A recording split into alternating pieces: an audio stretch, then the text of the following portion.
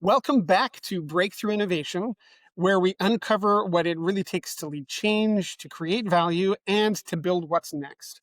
I'm Preston Chandler, and usually with me is JL Heather. He couldn't join today, but together we lead Centered. It's a firm that helps organizations navigate complexity in their environments, spark creativity, and unlock the full potential of their teams through innovation coaching and innovation strategy. Today's guest brings a wealth of knowledge and experience from his work with executives in Fortune 500 companies. So, Dave Schoof is an ICF Master Certified Coach who has spent the last 2 decades helping senior leaders navigate transformation. He's worked with Fortune 500 companies with their boardrooms to have deeper work consciousness and deeper meaning. And I think he often bridges that corporate leadership development and wisdom traditions, and he's developing the pivot, which I hope he'll tell us more about later, which is a method for thriving amidst the rapid change and uncertainty. Mm. He's also based near Lausanne. Is that the right way to say L that, Dave? Lausanne, yeah. Lausanne, Switzerland. So, Dave, welcome to the show. Thanks, Preston. It's great to be here. Why don't you kick us off, Dave, by just telling us a little bit about how you got to where you're at? That's got to be an interesting story. Yeah, it's quite a wild run. Looking back, it makes sense, but at the time, it looked pretty crazy. Before I became a coach, I had a 20-year career in the U.S. government. You can tell from my accent that I'm not Swiss. I've lived here for 13 years. And in that career, it was a specialization in national security and intelligence, specifically counterintelligence. So I did that for 20 years. And, how I transitioned into this work, what happened is I've always been fascinated in the unlock. What's going on? What's going on in a room? What's going on in a person? What's behind the scenes? So I think it was a very natural segue to working with leaders because there is so much to unlock. I remember as a supervisor going out with my mates for happy hour and, outside of DC in a bar, and we would make blood oaths that we would never do what our bosses were doing. And then we would get promoted and we were doing exactly what our bosses were doing.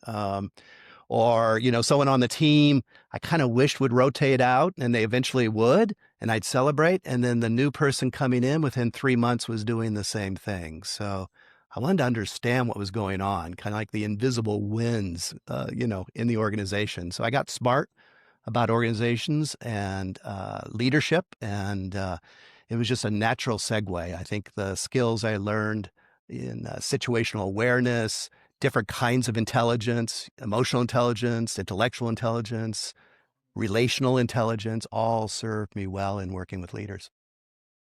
I mean, that's certainly an interesting growth path. I mean, from counterintelligence Yeah. to leadership development, and as you describe it, I can see those threads that tie them together. But I think from the outside, that seems weird. Yeah. My friends and family would agree with you. Some of them think I'm still doing this. The original work is like, no, I'm really coaching leaders. You're like, well, I can't really tell you what I do for work. I do leadership Right. coaching. Right. Right. Well, let's talk a little bit about some of that leadership coaching. One thing Yeah. that you've touched on is that leaders, successful leaders particularly, often feel a bit restless. Why do you think that is, and what should leaders do about Yeah. It's a couple of levels, I think. One is, successful leaders, they'll hit this sweet spot. And by the way, that's the point I love coming in, because there's a humility that shows up with it too.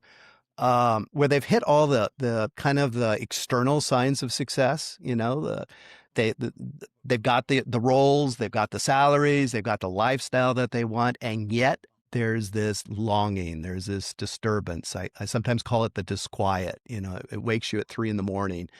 and you're kind of puzzled because everything's going well, but what's going on? And what I've discovered is it's a real search for meaning. Something. Why am I doing this? What gets me out of bed? What excites me? And I think the transition from doing and being a subject matter expert or a lone ranger to now all of a sudden a senior leader where you're orchestrating others, there's a real bump. There's a real transition, and that if there isn't something that's supporting you, why are you doing this? What excites you? What's now going to stretch you? Then this disquiet kind of eases in. I think I've seen that in myself over the years as well. Yes. That feeling like everything's going well, but why am I not satisfied with it? Yes. Why That's why right. can't I just sit and why can't I rest? And now are you like me, Dave, where you always have to have a project, you always have to have something that you're working on when progressing? Absolutely. We're so hardwired to be productive and doing and going. And I think, this is one of the biggest challenges I find, and what I love coming in and working with someone is that unlock. Like, let's start looking at that kind of hardwired reflex to close a gap. When there's a stimulus, there's got to be an immediate response. And we talk about mindsets and belief systems, operating systems that drive our behavior. And, often the mindset of, as a leader, I'm responsible. I got to do this. I got to know, I got to show I know what I'm doing. I got to tell everybody I've got all the answers, and I've got to prove it over and over and over again. And quite frankly, I'm not sure it ever worked, but these days it definitely doesn't work. The ability for someone to slow down and read the room, harness the energy in their people, to make sense in complexity where things are moving very, very fast. That requires an inner checking in, an inner knowledge, and we're kind of hardwired to move beyond that, right? We'll talk about gut instinct or reading a room, but we don't spend enough time in developing that. And that's one of the big shifts that I think I end up working with a lot. But I think very often the Peter principle is alive and well, that people are Indeed. promoted to the level of their incompetence, or we take somebody who was a great frontline worker and we try to make them a manager, or we take somebody who's a great manager Yeah. and we try making them a director, or we take somebody who's a director and we try to make them C-level. And they're not necessarily the same skill sets that are required. They won't necessarily make people happy. Like, like if you were really happy as a frontline worker and we make you a manager, you may not be happy anymore.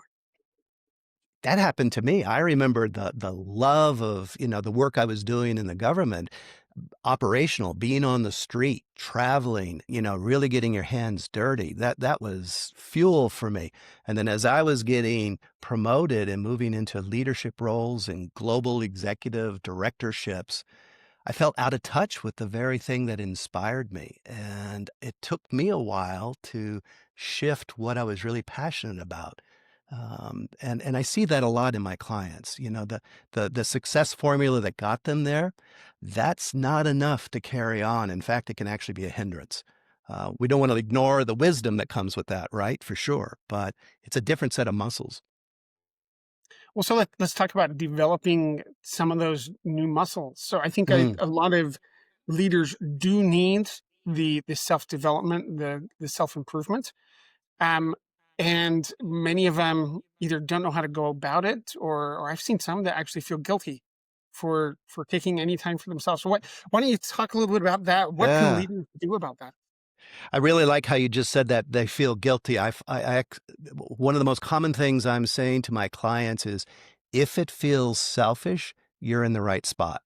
You have to recalibrate because we're so, you know, maybe I'm blessed, but I meet amazing people. Leaders get a bad rap, and there's a deep care for the mission, the purpose, their people. They're up at night worrying about those things.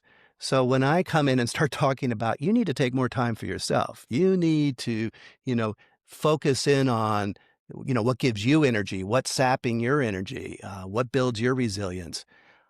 Cognitively, they get why that's important, but they're so hardwired to sacrifice the self. They've been doing that all their career. This is a tough shift, and it takes a little bit of time.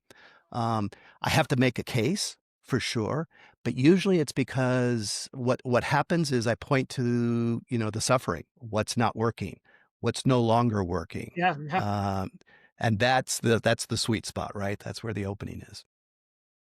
yeah.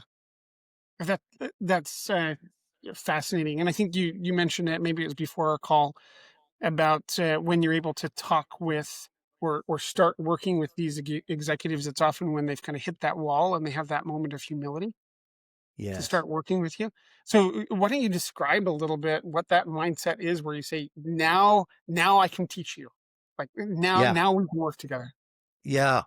And I think it's that there's a maturing and a movement in the organization because I know, and I remember it myself, when you're young and really working and it's all out, there's a belief system, a mindset of almost like invincibility. I have to know everything. And there comes a time inevitably where that runs out. You don't know. I can't figure all this out. I keep trying the same things and I'm not getting traction. So almost like a moment of truth. There's a recognition that my portfolio, my repertoire isn't getting the traction that it used to. Too many things have changed, and I need to change something. Um, and I almost call it a sacred moment because I have a lot of respect. It's tender because there is suffering, there is a recognition that I can't do it anymore. And I don't take that lightly. It is something to be honored. And in that moment, that really helps. I think another aspect is leaders are mostly very alone. Even in a mid-level in an organization, there's a mindset that I've got to constantly worry up and down. And there's not a recognition of the power of the horizontal. So, working with peers, colleagues. Whenever I do a retreat with leaders, one of the most significant outcomes of it is this recognition I'm not alone. I thought I was the only one suffering. And when they hear the stories of everyone else, there's kind of a camaraderie that develops over that. That's an interesting point because in my work, and I'm sure in your work as well, that we often talk about the value of teams and feeling Mm, like you're part of a team and that there's camaraderie that's there and there's a lot of motivation that can be found in teams. But as soon as somebody becomes a leader, like they don't really have a team, and we don't yeah. talk about they still have a need for motivation and camaraderie. And yeah, Yeah. And mirrors, kind of reflecting back who they are when they forget, when it really gets messy. I think one of the things that struck me several years ago was that leaders never really get feedback. Like Mm, your subordinates now find it difficult to give you feedback because, well, you're the boss. And your boss probably can't give you good feedback because they're probably never in the situation to just observe and see what's actually going on.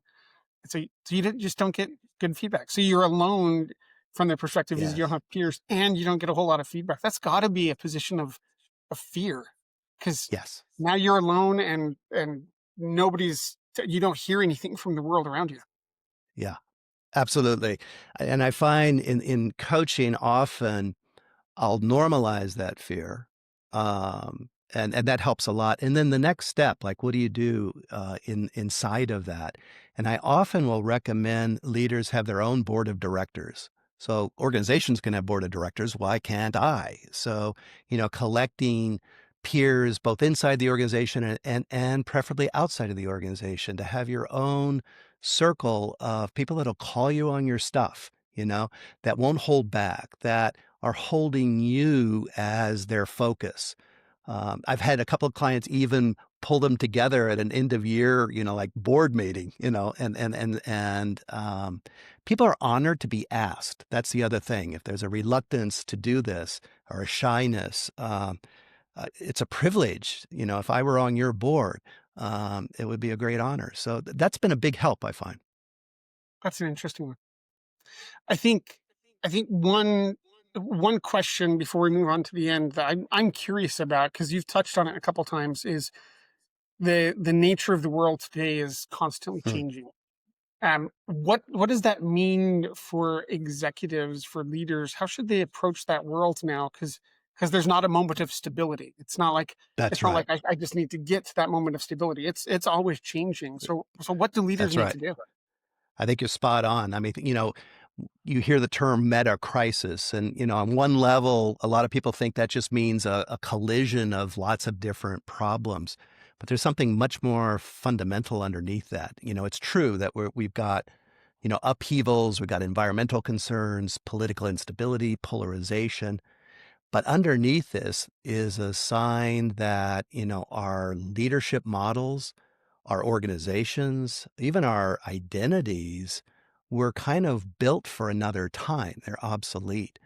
So the maps don't work anymore, right? So, we always hear about best practices and doing what was successful in the past. We don't want to ignore the wisdom, but we need to make room for the emergent. It's a real mindset shift to be open and hang in the question, not be so quick to answer because more information is coming in. Whenever I hear a leader that feels caught in a dilemma or stuck, I usually say slow down, pay attention not only to the rational, but the creative, the fringe, the person on your team that always has the kind of weird idea. Start paying attention to the fringes because something new is trying to emerge. So, I think we're definitely in a phase, I think, of an in-between state of, what's kind of the old ways of things ever since COVID and supply chain crises and AI. We're in a huge transition. So the ability to almost be comfortable in constant movement is going to be I think is the new internal capacity. It's not just about energy anymore. That's that's interesting. And how do they deal with that constant change, and Yes. how can you manage that in your life?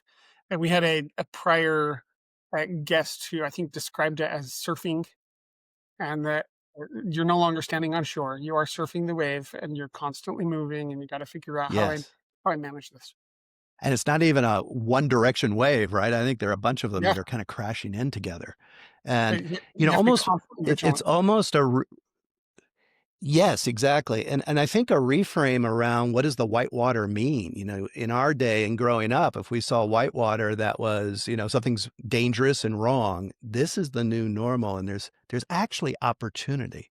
There's new ways of doing, there's new ways of thinking. And that's why I think working at a deeper level with leaders, like their operating system, their mindsets, that's critical. Because if you shift a mindset, the behavior follows. So I've always said the greatest lever for change is at the being level, mindsets, values, perceptions. I wholeheartedly agree. One last question for you, Dave. If you could give one point of advice to leaders, Hmm. what would it be? Trust your navigation system and build it. There's an old Sufi saying, trust in God, but tie your camel. So, know what's important to you. Yeah. And where I look is, who inspires you? What values cause you to admire someone? They could be living or dead, alive, fictional, real. It doesn't matter. But what are those values? What are they doing? I had a CEO that admired James T. Kirk of the Starship Enterprise. TV show, not real, right? Sure, yeah, But yeah. that character was beautiful at execution and humility, listening to his advisors. So when he was caught up in the boardroom, he'd quietly go, "What would Kirk do?" And it wasn't an abdication of himself, it was tapping into the Kirk in him. So those values that you admire in someone else, you admire them because they're in you. So, that's a good GPS. That's great, Dave. Thanks again for Hmm, your advice, for your words. Before we wrap up, where can our listeners connect with you? Where could they hmm. collaborate? Where could they learn more about what you're doing? No, thank you. I'm on LinkedIn. That's probably one of the best places. I do have a website that also has access to newsletter and podcast, and it's my name, daveshoof.com, SCHOOF. Uh, yeah. Thank you, Dave. Thanks again for having such a great conversation and your insights and advice. That was wonderful. For our listeners, thanks again for joining us until the end. I hope, as always, that you take something from this session and or this episode and take it and apply it in your life, and then let us know how it goes. We love hearing feedback. We love hearing any insights or things that the episodes made you feel. And as you're going about it, go ahead and leave the like and subscribe to our podcast. Um, and I think that's it. So we will see you next time on Breakthrough Innovation.